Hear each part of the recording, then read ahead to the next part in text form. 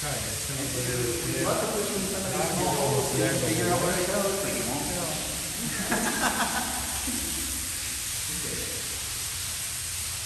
Mogę to tokie dalykai formuojasi per milijonus metų. Milijonus metų. Indeed, yep, big piece of flowstone, we call it the rock of ages.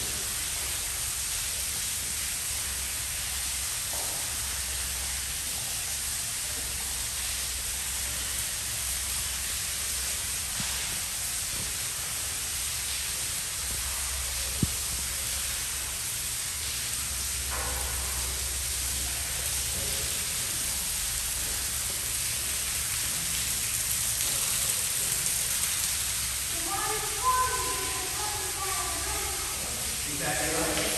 We call these flat top stalagmites. They're getting so much water pressure dropped onto them, they're actually having some trouble forming in our canal. They're forming flat cases instead.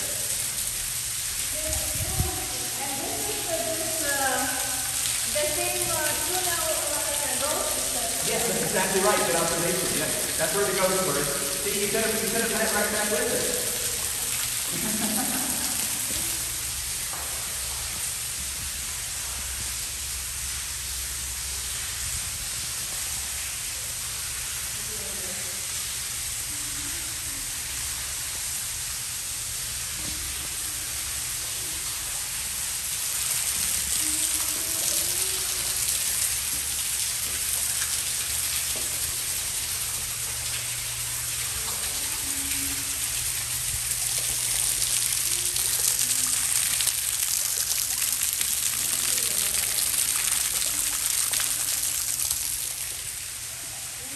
So this is the place where the those explosions? Yes, yes.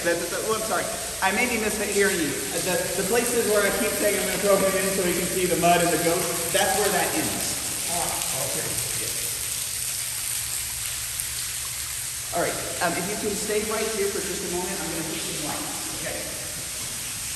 Ну как, пожар много? Looks like a bat. Wow. Yeah. Oh, exactly. Let's make some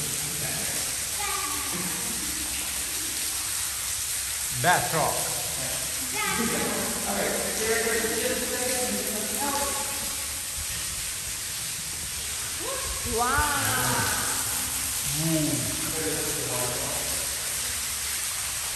Upside down fountain. I'm sorry.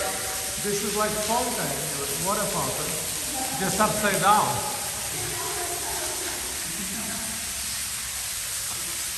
So from the end of this stalactite to the ground is 44 feet. I'm trying to do the math in my head real quick. About 14 meters.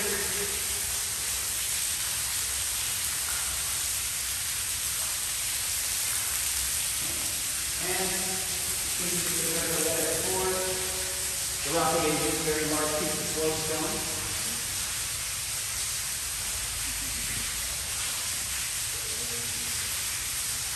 So you call this a column or?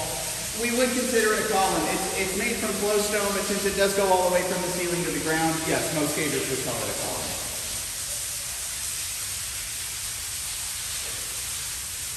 And here also this fried bacon or whatever. Yeah, that's your bacon. In a minute, I'll show you from the back side if it's even more like bacon.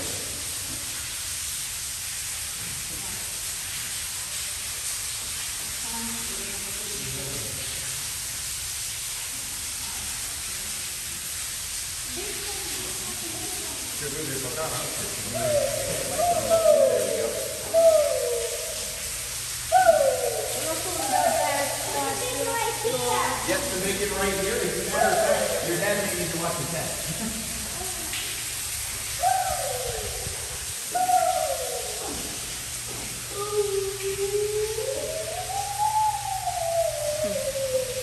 Tu galėsi priekį, žinai.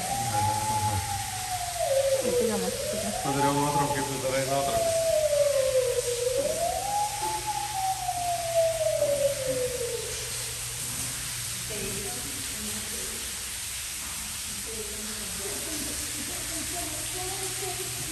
There's occasion Tom, I'm gonna steal it.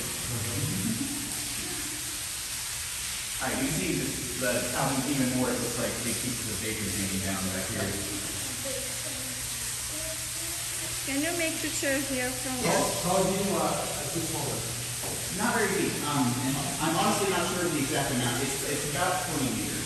Oh, so Yeah. That's very close to the surface, the ceiling in there. okay. It is possible to see that falling water and this, I mean also that.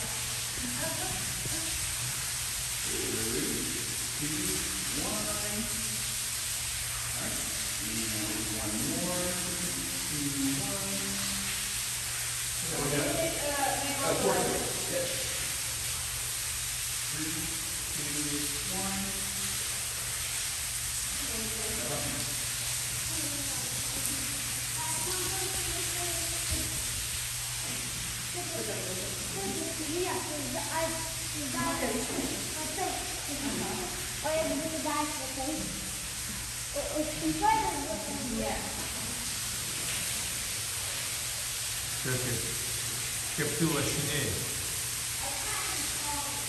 It is a tiny column, as a matter of fact. Good observation. What's that? Tiny column. Tiny column, this one. Okay. And an even tinier An column. even tinier column. A tiny, tiny, tiny, tiny, tiny column. We don't know how many columns there are in the cave. I want him to come in and count all the columns and let us know. This one's kind of cool because you got a kind of crooked stalactite going into it.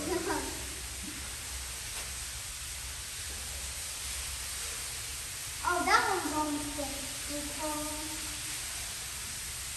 All right. If you wouldn't mind having a seat for just a couple minutes. Oh, okay. Yep. Oh, this is, I think we know what is that. Yep. So, as you guys go into Kentucky, you'll hear about Daniel Boone a lot. He was an explorer west of the Appalachian Mountains back in the 1780s and 1790s. His brother, Squire Boone Jr., was the more responsible brother who came and helped when Daniel got in trouble. And him and Daniel were in this area, and they got split up, and then Squire Boone started getting chased. From who? From Indians, Native Americans, yeah. And he was running and he found a sinkhole and he got in real fast and covered himself with branches and leaves and he wasn't found. So in his mind, he felt like that sinkhole had been made specifically for him to keep him safe. So he thought this land was very precious to him. So later on, he actually came back in the around 1804 and bought the land that this cave is now on. We know that he and his brother were in the cave exploring at some point, but as I said earlier, we don't know if they ever made it up that waterfall. We think they were just in the lower levels.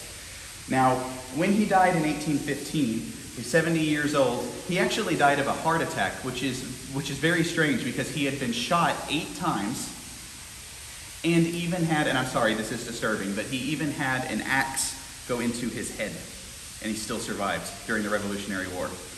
So he was buried in that sinkhole in 1815. But the problem is he was famous, and people knew where he was buried, people got bored, and his grave was robbed, probably multiple times. When this cave started being developed for tours in 1971, some folks were digging up in that sinkhole, just seeing what might remain, and as they were digging, they did find a skull, and it had the axe scar. So we found that skull, which is most likely Squire Boone, because who else survives getting an axe to the skull and having it heal up? And several other human bones that were found, and we buried them down here where they're safer. So even if he doesn't get to be buried in the sinkhole he wanted to be buried in, he's right beneath it. So he's buried here? His skull and what we think is his arm. In this box? In that box. Wow. Right there, yes. So his... The box is from wood? Yep. And It's been preserved very, very well for the moisture.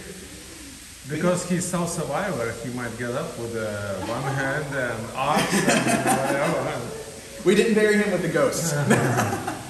But no, yeah, it really is, it's only a very small part of him because people took most of his bones, but we do have what is most likely his skull and what is most likely parts of his arm and shoulder.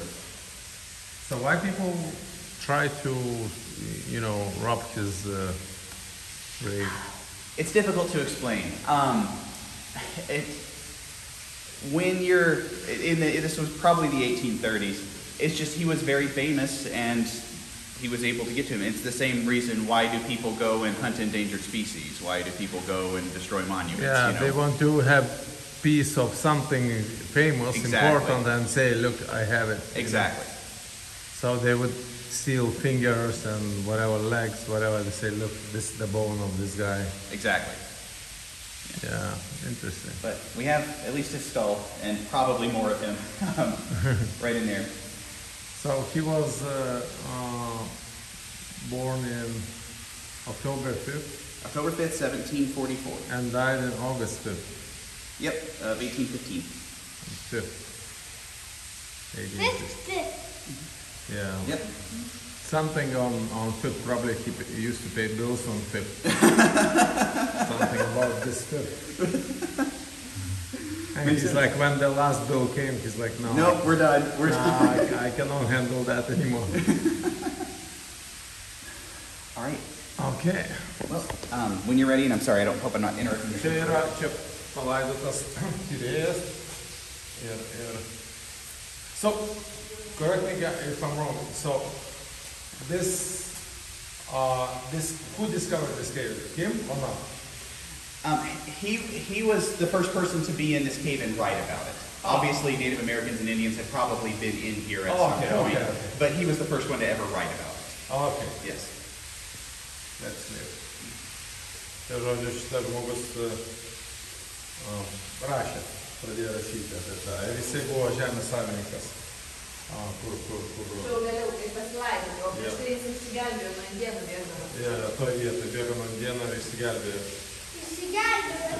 Ir čia šitam karste yra jo galva, tik tai ranka. Very interesting. Or cave bait.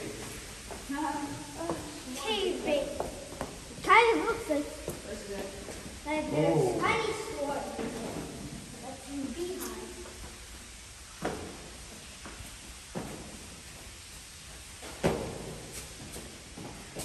Atrodo, mes jau artėjom prie išėjimo. I think that's the end. We're near the end. What's that? This is a piece of gypsum. Gypsum, it's a mineral.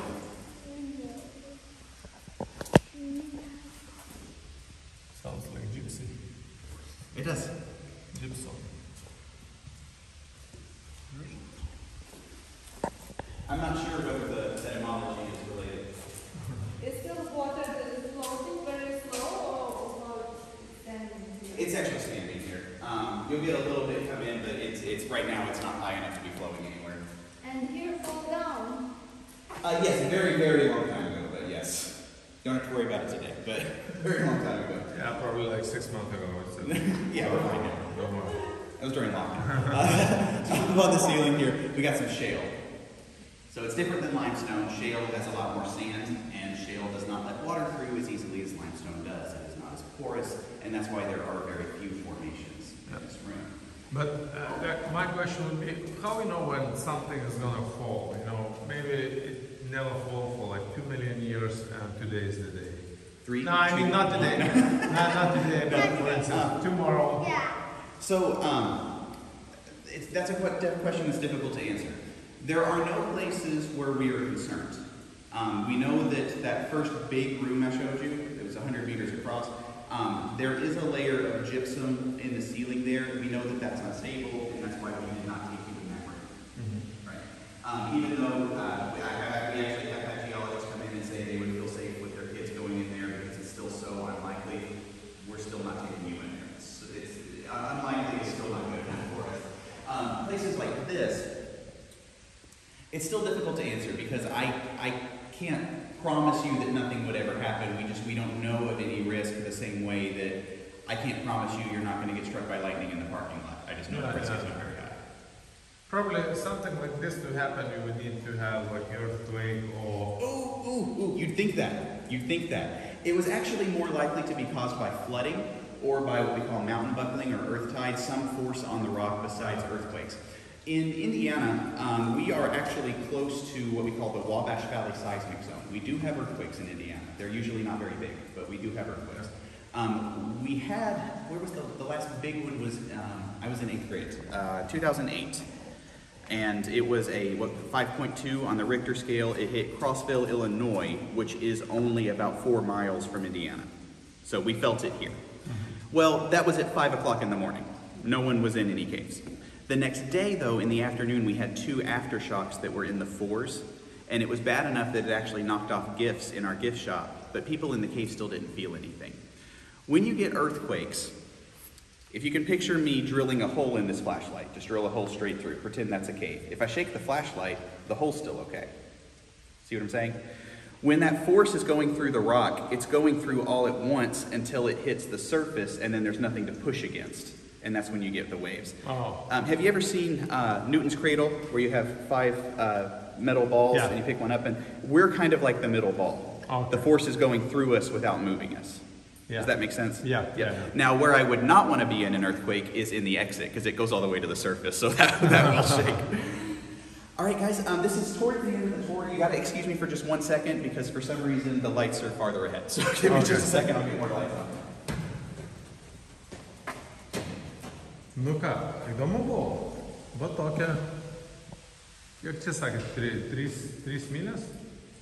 Ilgumo, tai mes nuėjom 3 milės. Reikia paklausti, kiek mes čia nuėjom. So, what distance we walked today? 1/3 of a mile. 1/3 of a mile, okay. So you said 3 miles, so where's another?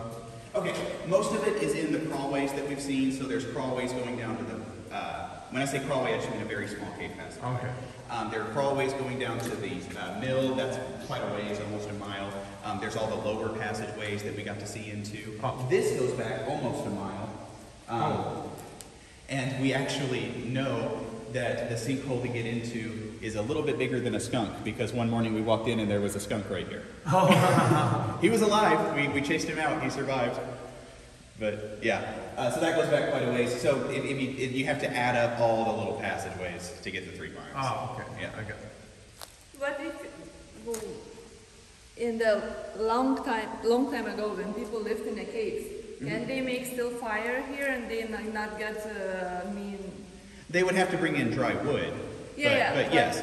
And again, we don't have any evidence of humans ever being in this cave. There are caves in the area where, yes, they definitely were. We've seen where they've mined away the flint. We've even seen pottery in some of them. So yes, we know people were living in the caves in southern Indiana. We just don't have any evidence that they were living in this one.